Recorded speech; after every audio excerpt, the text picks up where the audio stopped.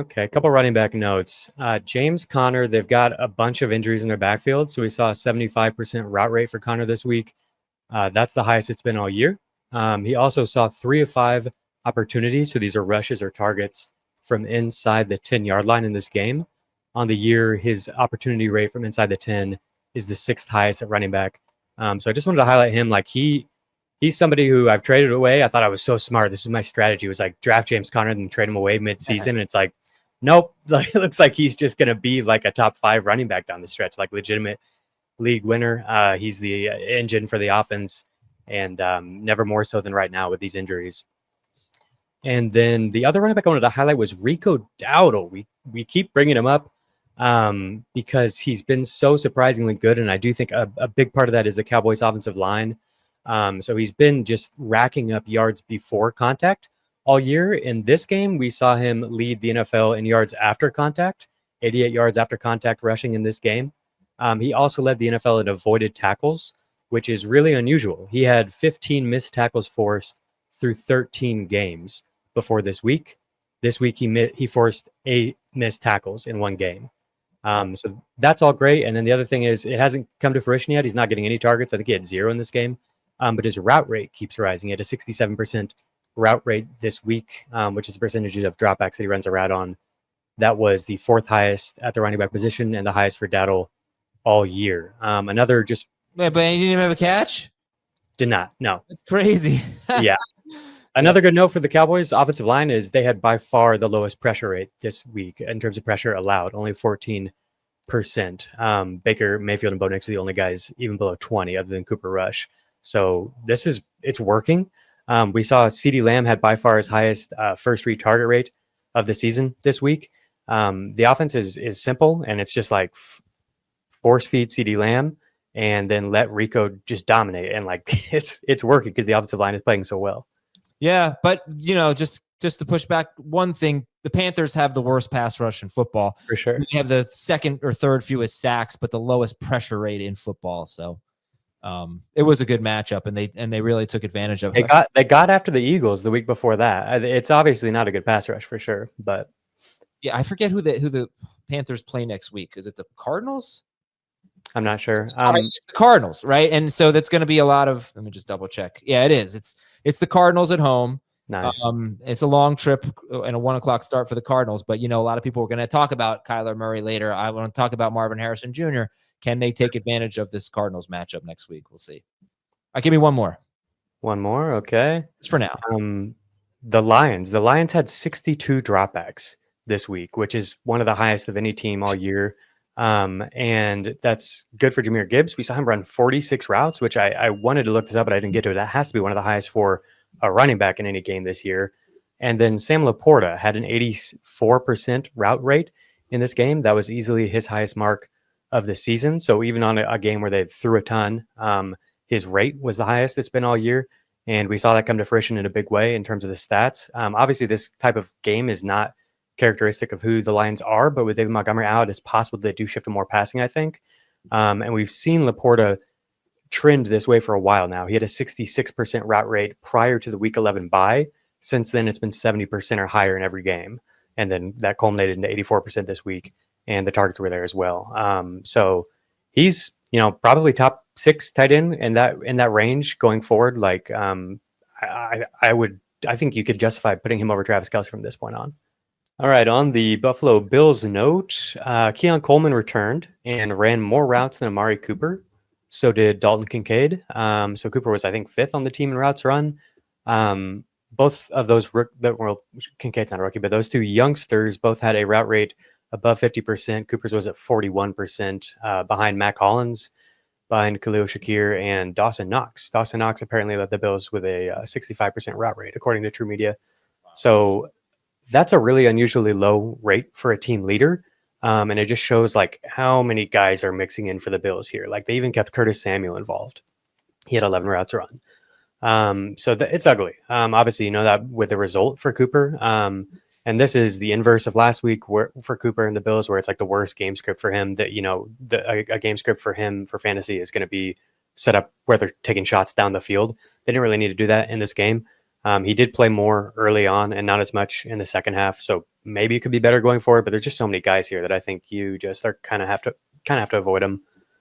30% first read target share for Khalil Shakir. So even with these guys back, still led the team. 25% for Kincaid. Kincaid, this will shock you. I think on the year, Dalton Kincaid is tight end 2 in targets per route run. 31 qualifiers. He's tight end 7 in yards per route run on the season. He really, on a per route basis, hasn't been that bad. It's just been an annoying season. And also, this is a little bit influenced by his route rate not being quite as high as some of these other guys. He's typically around like 70%, whereas, Travis Kelce might be more like 85%. But yeah, he only has 2 touchdowns on the year, and he's still in the same range as David Njoku, Evan Ingram, Travis Kelce, and Sam Laporta in fantasy points per route run. So this is more of a long-term note than anything else. There were opportunities for him to have a good game this week, and going forward, he could be productive. But I think more this is like a dynasty note. Like it hasn't maybe been quite as bad of a year as you thought. I was just thinking about that last night. I feel like I'm going to end up with a lot of David Njoku. Sorry, you mentioned him, right? With a lot of Dalton Kincaid next year, if he's like a 10th round pick or something, because I just feel like couldn't really get any worse for him. It's just been kind of an unlucky year, and he's good. I think he's a good player. So I'm glad you brought that up. All right, let's play a game. Who has a higher yard per route run rate, Keon Coleman or Courtland Sutton? Yeah, I'm gonna go with Courtland Sutton. This feels like a trick rate stat question, so I'm gonna go. No, you know what? I'm going with Sutton. Wow, you had it. Your intuition was right. It's Keon Coleman. Keon Coleman or Jackson Smith and Jigba? Guess it's Coleman based on the way you're phrasing this. You guys, you're good at this. Yes, Keon Coleman or Jameson Williams? It is somehow Coleman. No, it's Jameson. You hear the way he said Jameson Williams? The inflection in the Williams, the intonation. Keon Coleman. Keon Coleman or Jerry Jeudy with Jameis Winston on the field? Jerry Jeudy. Come on. Think about it. Yeah, it's Jerry Jeudy. Jerry Jeudy with Jameis Winston on the field has a 2.51 yard per route run rate, which is tied with Jamar Chase and is only behind Justin Jefferson, AJ Brown, and Nico Collins. So that is just something I wanted to commemorate because it seems like, I don't know, maybe the Jameis time is over, but it was a very special time. And it's not over. Jeudy showed us some really crazy stuff during that time. Yeah, you can't really go there. Okay, all right, here we go. No, I think this is a reasonable take. I think everyone's going to agree with this. This is an easy take. The drop-off from Winston to Dorian Thompson-Robinson is much bigger than the drop-off from Mahomes to Wentz. Yeah. Hold on. Let me process this. This is from a fantasy. This is from fantasy, yeah. Standpoint. Yes, let me process this for the receivers. Now, are we talking? We're just talking this year, correct? The fantasy landscape that is this year for the Chiefs, correct? Yeah. I like the Chiefs will be less. The Chiefs receiving core will be less impacted by Wentz instead of Mahomes than the Browns receiving core will be impacted by DTR from Winston. Correct take. Easy. You're going from like 250 catchable air yards per game to like 50. Right. Yeah. And then from the Mahomes to Wentz, like, what are you losing? Really? Like, I mean, you're losing a lot in real life. Let me make that clear. Wentz is horrible. Even though now you've gone too far. He might be better with Reed. Andy Reid might have made him passable.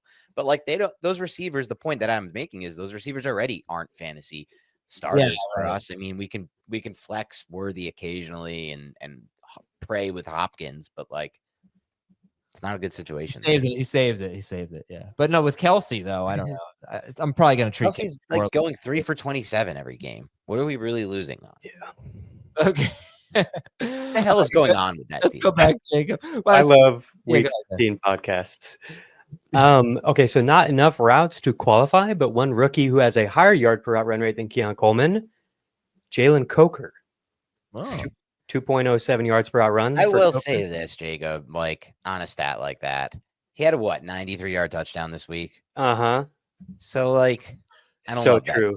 I'm just gonna say I don't love that stat. So true. Yeah, big plays definitely inflate yards per route run. An astute point from Dan. Keon Coleman has had a lot of big plays. This was all for fun. Keon Coleman's yard per route run rate is 2. Jalen Coker's is 2.07. I did want to bring up Coker because it was him and Adam Thielen and Xavier Leggett who were all playing. It was not any Right. David Moore. I almost forgot his name already. All those guys had a route rate above 70% in the first half. Then Lee get injured his groin. Coker ended up with an 84% route rate, 22% target share in the game, 26% for Adam Thielen in the game. So we'll see. It was a regression game for Bryce Young. I think that's fair to say. But yeah, it's decent volume. It could be something down the stretch. Can I ask you guys, do you know who Larry Coker is? Sounds I've familiar. heard the name. I feel like it's like a Miami basketball coach from the past. Is that right? He's Miami's last national championship football coach. I knew it was one of the two. Wow, I knew nice. it was one of the two. That was not a horrible guess. Coach Ken Dorsey. He was his offensive Okay. coordinator. I And then knew it was one of the two. and Sean Taylor. I'm still mad at Adam for not having any kind of faith or hyping me at all when it comes to the potential of Cam Ward to the Giants. Like, he's made me feel so down on that possibility. I'll tell you, he's a better prospect than Bo Nix. So if Bo Nix having a decent rookie year, so Cam Ward can too. Yeah.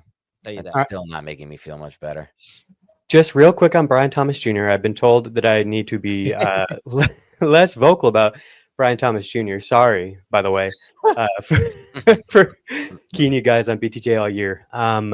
He had 5 screens this week, which was way more than we've seen for him. That tied for the highest game by a wide receiver all year. And his first 3 targets were all screens. So that's just funny to me that Doug, like, we've got to get him the ball. How do we do that? Just throw him screens over and over. Interesting. All right. Yeah. That was a good one. That was a good stat. I said to Jacob before the show, I was like, I feel like our podcast is sponsored by Brian Thomas Jr. That's just because he's that awesome. Seriously, every week it really is just because he's that awesome. Yeah, he is amazing. So, all right, give me your top 3 dynasty rookies. I'll go Neighbors 1. I mean, because freaking literally just what Dan said earlier, like Boyle would be the best option for him. Yeah. That's insane what he's had to deal with this year, and he's still like been kind of productive. But then BTJ is clear too for me. And MHJ, I guess. Yeah, I think McConkey over Marvin yet? Yeah, I kind of want to, but so I was on Dynasty with Heath about a month and a half ago, and I said it might be time to start having the conversation for BTJ 1, and I was like, whoa, like people going crazy, like over Neighbors. I'm close from that standpoint.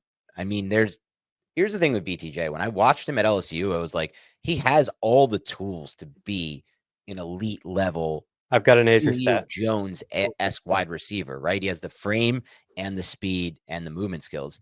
It was just a very kind of incomplete player at LSU. He ran a small variety of routes. His route tree was small.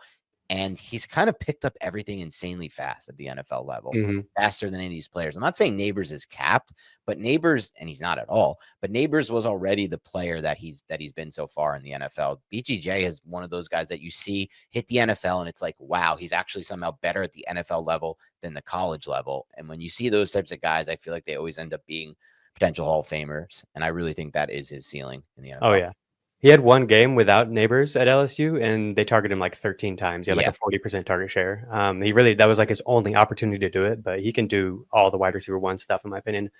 So the Azer stat is that BTJ hurt his chest, and then there were 2 games after that. I watched every route. He clearly did not look like himself. They were basically using him as a decoy. If you take those 2 games out, his yard per route run rate this year is 2.55, which is higher than the Jerry Jeudy number that I gave you earlier, higher than Jamar Chase's rate this year. It would be top 3 in the entire NFL. It would be one of the best rookie rates of all time, despite having Mac Jones for a good portion of it. Yeah, I don't really like when people have better Azer stats than I have. Well, then you came to the wrong place. Jacob's got these stats.